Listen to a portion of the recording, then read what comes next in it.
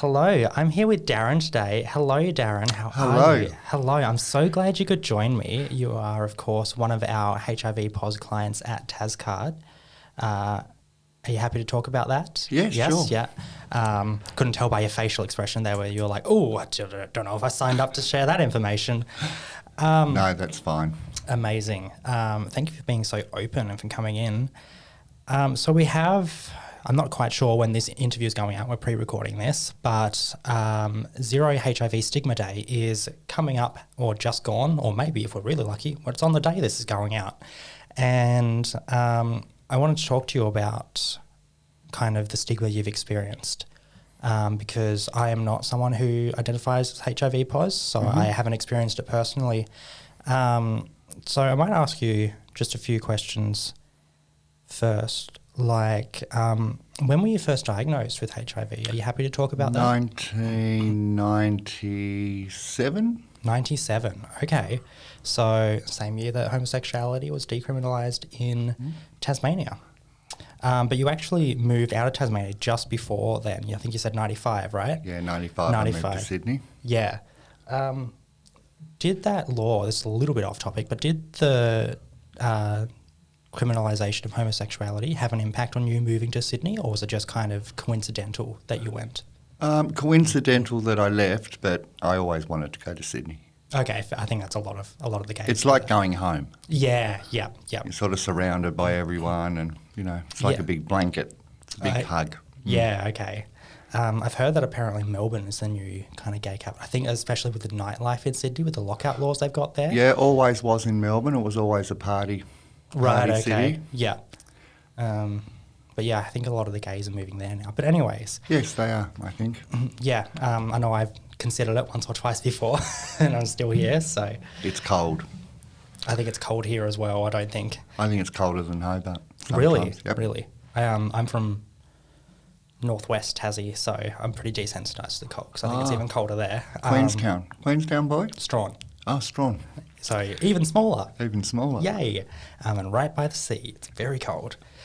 Anyways, so I wanted to talk about, so you got diagnosed in 97. Do you have any suspicions about how long you'd been living with HIV for before you were diagnosed?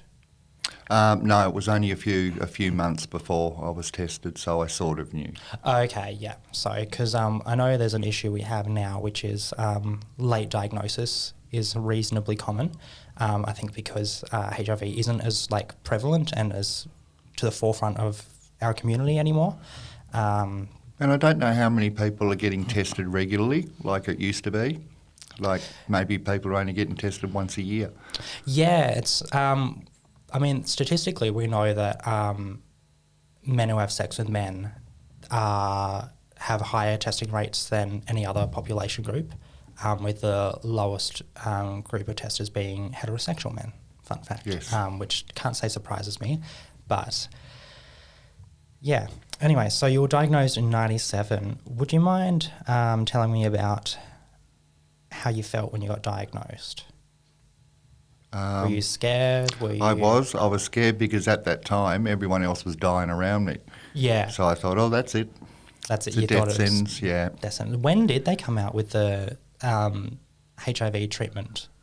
Do you know? Can you remember when you first went on long-term treatment? Probably 2000. 2000. I was on medication for a lot of years, and a few years ago I changed again. So this one has helped being undetectable, uninfectious. Yeah, okay. So there was the, I think it was called AZT. I'm not sure what it stands for.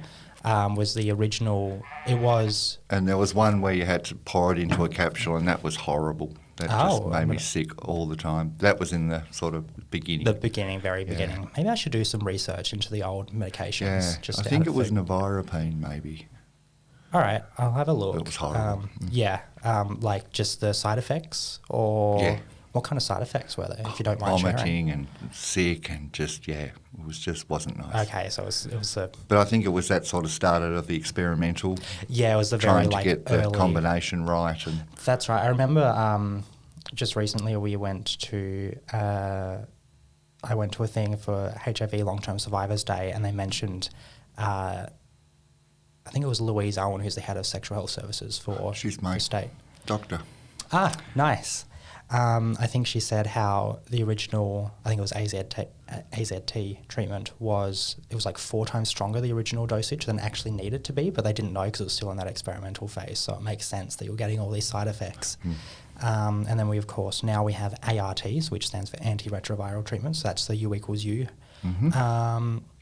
treatment. For those who don't know, do you want to talk about what U equals U is? Do you feel comfortable, or do you want me to talk about it? Yeah, you can go. Yeah, so U equals U, U equals U. Oh, my words today.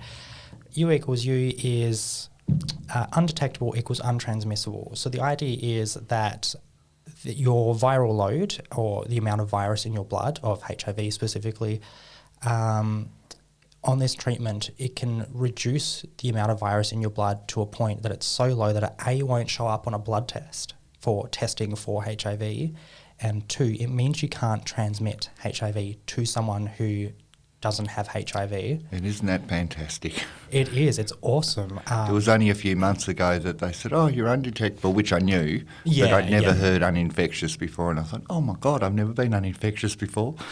That must have been, did that feel like a milestone to you? It did. Yeah.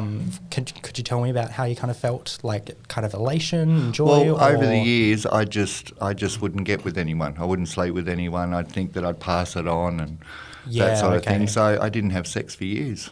Yeah, okay, wow. But, now that they've got all these new treatments and...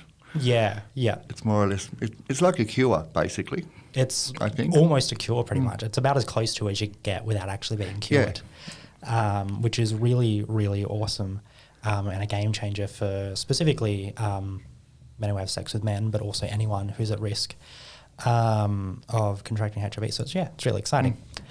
But let's backtrack a bit and let's hone in a little bit more on. You said you wouldn't have sex with anybody, you wouldn't get with anybody. Was that your own fear, or was that a mixture of other people's kind of stigma against you? No, that was more me. That was more you, yeah, okay. Do you think maybe when you kind of through the years, maybe even now, you've got kind of internalized stigma about HIV in you that you kind of have to unpack and process? Look, I think it'll always be there. It's always if you ever do anything, then it sort of pops up like a red light. Yeah. But, you just sort of slowly get used to it. You kind of, over time, like time heals kind of logic? Yeah, that makes sense. I guess, how would you feel, what does stigma mean to you, I think? I've never actually had it to myself, any discrimination, or there was sort of, years ago it was like, oh no, don't go with that guy, he's HIV. Sort of thing. It's never happened to me. People did that to you? Like No, people are doing it to other people. Okay, yeah. So you've actually, by the sounds of it, been really quite lucky in not experiencing a lot of stigma. Yeah, I have. Yeah, okay, that's really, I'm really glad for you in that case. Could you tell me about people you know who are HIV pos who have experienced stigma then? I remember once, because I used to work in a gay bar in Sydney in Newtown, you'd sort of know everyone and see everyone. And of course. That sort of thing. And a patron who used to go to the pub, he was walking home and he sort of picked up, and on the way home he was sort of telling who he picked up, about himself and stuff. And then the guy just stopped, turned around and left. Didn't say a word. So it was things like that I think really hurt. Yeah. So it's kind of... he was being honest and upfront about it all. Yeah. But, I don't know whether the other guy just freaked or... Yeah, but that was in the 90s, late 90s. So that's a much more, especially without undetectable equals untransmissible. But I haven't seen it for years now. Wow, that's really awesome. Do you think I'm trying to think of the right words for this statement, the kind of the culture and the ideas and the community perception of HIV and stigma in Tasmania is different to Sydney? Because you recently just moved back to Tasmania after being gone I think Sydney it's spoken more about. Okay, yeah. Where Tassie in a positive way? Yes. In a, no pun intended. Yeah. Oh, he's good. But yeah, it's like here it's sort of, pushed to the back of the shelf, basically. It's not, Yeah, okay. Not a lot of people okay. talk about it. But then a lot of people don't ask either, Yeah, If these people, they want to know, just ask. Yeah, you just Ask and you'll get answered. But yes, we're not lepers, which I thought we were years ago, but no, we're not lepers. I was going to say, it's a very manageable condition. Like, it's a chronic It condition, is. sure, but it's super manageable at this Years point. ago it was very scary, but now with everything that they've got, it's good. Yeah, Very good. yeah. Could I ask, if you're comfortable sharing, do you get any side effects from your medication? Just, you have your off days, just feel sick or tired. Yeah, okay, basically. but just not really that different to like regular day to No, day. Sometimes no. you have good days and sometimes you have Like bad days. like a really light hangover, basically. Okay, Yeah, interesting. feel I a bit could sick handle that. and Yeah, just want to sleep all day. But yeah, that's only very rarely. Yeah, A couple wow. of times a month, but price you pay, I suppose. Yeah, I'd it's, rather have that and It's better that than then have what I have and and die essentially. exactly. It's, to be brutally honest in that way. Yeah, there were so many people before I left that died here. I think that was another part why I wanted to get out of here. It was a bit of like kind of trauma here. Yeah, I guess. well, it's just everyone was just going. Yeah. Do you mean going as in dying? Dying, Or, yeah. Yeah. I wasn't sure if you meant like going to Sydney or if you meant No, dying. Yeah. Do you think it was worse here, maybe back in the day before you left, like the stigma around HIV or... I don't think it was actually spoken about back then. We only knew a couple of people because we used to go out a lot back then. Yeah. So there was always a couple that were out, but they used to go out and get really drunk and really trashed and then just do stupid things after. Yeah. And you just, so then that's how it sort of goes on as well. You get this reputation of, Being he like was here last week and you know what he did, but it was like being like a sloppy drunk and that kind of stuff. Yeah. having accidents in the bathroom and stuff like that. It was, Yeah. Yeah, it wasn't nice. But I suppose that's how they coped, with drinking a lot. I was going to say, sometimes people, especially back in the day, there was a lot more trauma, I think, around being queer in any way, LGBT, part of the community. Yes. And so I think most of us have at some point in our lives gotten drunk instead of dealing with our problems. I know I have. Yes. So Seems to be the go-to. yeah. Which makes sense. Makes sense. I mean, it's the only legal substance, right? Yeah. So it makes sense. So yeah, how did you I guess, how am I trying to phrase this question? Let's try that again.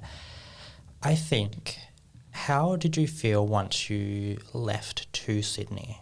What changed for you? Did you feel happier, safer? I was so much happier there and safer. Yeah.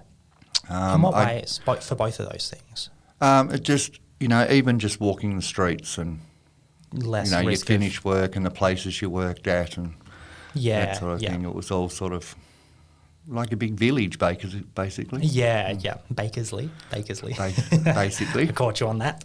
So Oxford Street, of course, is a lot more busier, so there's a lot more people there. Yeah. But I was in Newtown, so I was still like a little group, but not as big as... Yeah, okay. Is Newtown still a very yes. gay suburb? I've never been to Sydney, not yet. So the pub I worked in had the Imperial Hotel as well, where they filmed Priscilla. Oh, wow. So okay. we used to work at the Newtown, and then when we closed there, we'd go down to the Imperial and work there. Right, They had no okay. staff, so... Yeah, nice. Here's a scandalous thing, and I've never seen Priscilla. I keep meaning to watch Priscilla, and I have never seen Priscilla. So I'm going to bully you should myself watch into it. doing. I keep meaning to. To be fair, I only watched Rocky Horror for the first time maybe 3 months ago. So I'm playing catch up. Okay. It's all right. A lot of people do that, and I've seen a lot of people watching Divine movies all over again. They were a big hit in the What are they? Divine. Divine was a big drag queen. Right. Okay, that rings a bell. Yeah. Okay. I feel like if I do a Google, I'm going to be like, oh, I know who that person is. Yeah. But right now, Yeah. it's not there. All right. Well, I think we might finish up then. I think All right. we spoke very candidly, and I'm really grateful for coming on. So Anytime. Thank you. And let's have you on again sometime. You're lovely to talk Yes. to. Thank you. Alrighty. Bye. Bye all.